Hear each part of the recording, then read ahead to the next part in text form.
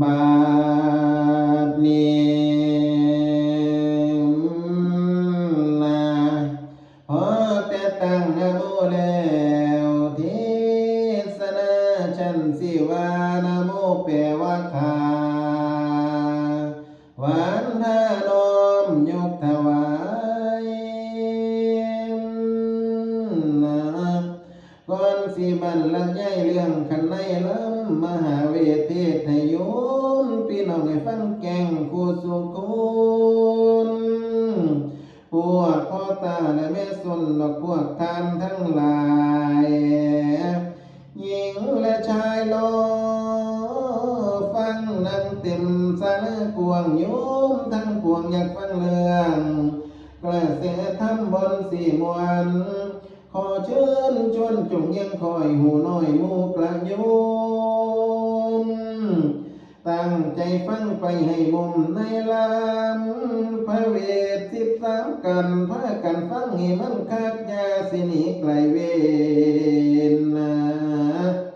หากจิตใจของเฮามันบ่พันแปรไปทางไม่ถ้าจิตใจเลื่อมใสได้มาฟังบอนบันฉันสิเว้าว่าสู่ฟังเริ่มขั้นต้นฉันสิเว้าจาเรื่องดอกเป็นมาเทศนาให้โยมฟังกันจื้อจำเอาเรื่องสักสำเนียงก่อนแลกระแสธรรมในเรื่องคุณโยมเอ้ยอย่าสิฟังแต่ทางเสียงฟังสำเนียงว่าขอพญาน้อยสิอ้อยแทนบัดนี้สันสิว่าต่อเรื่องตามเรื่องกันในธรรมกันในธรรมสัมมาศาสนาเป็นเรื่องย้ำสิจับเอาคอกันในล้ำมหาเวทเทศให้ฟังเป็นคอสิขอแจ้งดอกกล่าวก่อนผู้ข้าสิว่ากันต้นเอิ้นว่าทัศพรฟังเป็นก่อนต่อก่อนละต่อกันในวันนี้ฟังเด้อแถวโยมเจ้าทัศพรกันที่เนืองย้อนกล่าวถึงนางพุทธนีหนาวอยู่ทั้งสันฟ้าเมียเงาทานพระอินทร์ทุกอย่างตลอดสิ้นทุกสิ่งเหนือวิสัยทั้งสนุมนั่งในดอกเงินคือกองลานหนาววิมานหัวกวงกองประคุมมาใส่ซื่นเสียงบรรเลงคือคืนบ่มีมือสิงวังเอาสมกับเธอว่าเจ้าเป็นเมียเอกขององค์อินยามสิกินสินอนบ่อยากแค้นกันพ่อน้อยมีคนคอยปากเกณฑ์ให้อาหารกินเป็นอยู่ประดับจันเกณฑ์กูหอมกุมตัวพลังนางอยู่ทั้งเก้าอี้สนุพัดวิปัดคุณเด้อละแม่ใหญ่หินกับบริการยุ่งกับบริตอมอยู่แทนบำทุมเถิงหนาวอยู่ทั้งสวรรค์ฟ้าเป็นเวลานั้นเอง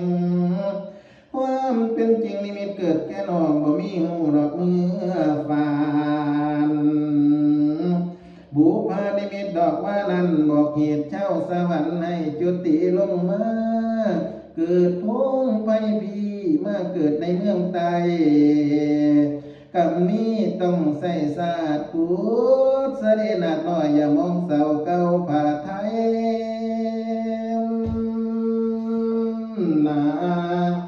เท่านั้นอินที่นาไทยจึงจากต่อเมียหักเป็นจังใดนักเอ่ยจึงได้ขอละบ้านการ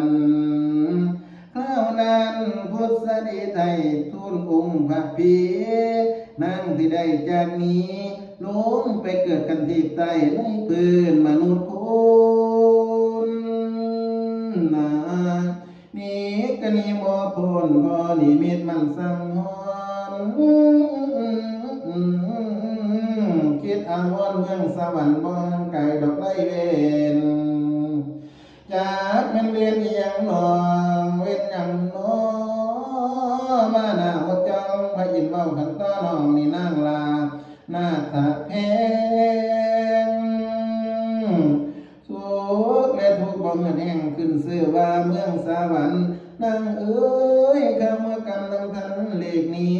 ได้เฮาเมื่อกำน้ำใส่กันดานว่าเส้นสุกโลกมันบ่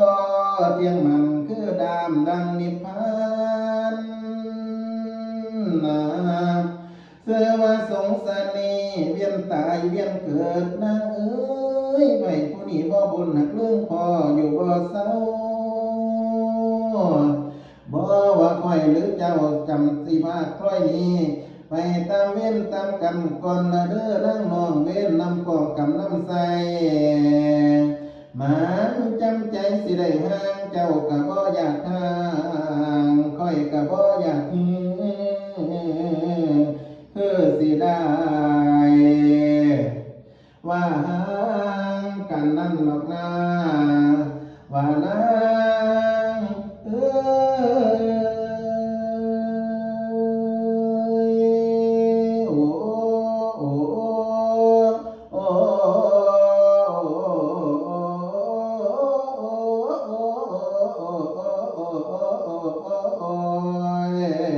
นอมพรที่นั่งประสงค์นั้นจึงขอพี่สุดคนดีพี่สิปุนเป็นตกแต่งแปลงประท่านให้ข้าวนานพูดสะดีไทยจึงขอพรจากพี่ขันสิไก่อีลีน้องขอพรจากอ้ายสิขอจงประทานนาขอหนึ่งนั้นยามน้องไปเกิดกรรมเมืองมนุษย์ไร้ตาให้เกิดน้ำพระราชาผู้อยู่สูงคุ้งฟ้าสีวีราชาไทยน้ำมาก่อนสั้นพอขอสองนอพระนิเหนื่อยงามเหลื่อมละเขียมขามสองตากำให้ดำปอดบริสุทธิ์ประดุจคุณแป้งเอาอย่าได้มีหมองสาวขอสามพระผู้เกี่ยวขันธนูให้กำเกิงคงเป็นสีคงน้องให้งามหล่นว่าลืมคุณนะจังว่าขอเสียนั้นให้ได้เสื้อพุทธเดให้มีน้ำมาก่อนดังเดิมหน้าข้าวสำหรับข้อที่ห้าคณะมีมุตตาขอให้ได้เป็นชายก่อนเป็นคนใจแก่กาภาลาสร้างแต่บุญนะหอหกนั้นยามข้ามีลูกน้อยจนทมแก่ขันอย่าเตืองอย่าได้นูนคือคนหมู่ประชาชาวบ้านนะหอเจ็ดนั้นยามข้ามีบุตรแล้วนุ่มพะนางอย่าได้ย้อนอย่าได้คลักอย่าได้คล้อนคือดังสาวสำเร็จคือดังสาวสำน้อยสมนามละดังไม้หอกเป็ดนั้นอันว่าเกษาเส้นในดำดีคือเก่าเปรียบดังเขาอยู่น้ำอย่ามีแห้งแต่ยังได้ขอให้พระพิไทยจงประสาทพ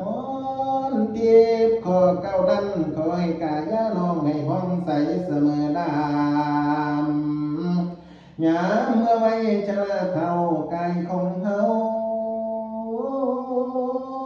ดอกคือเก่าคำจะใดที่น้องเว้าให้ใสเหลื่อมดอกดังไม้นะพอสิบนั้นขอให้ใจของข้ามีเมตตาได้เผยแผ่พี่เอ๋ยทุกคนได้ช่วยแก่สมดำเจ้าดังไม้มีเมตตาต่อใครโปรดหมู่ฝูงสัตว์นี่ละพรเจ็ดประการที่พนังขอตานนะขอประทานน้ำอายองค์อินพระเจ้าพีสิบประการที่นางขอจึงประทานทอดให้ขัดสมโอได้ดังหมายเดิมที่พระโอ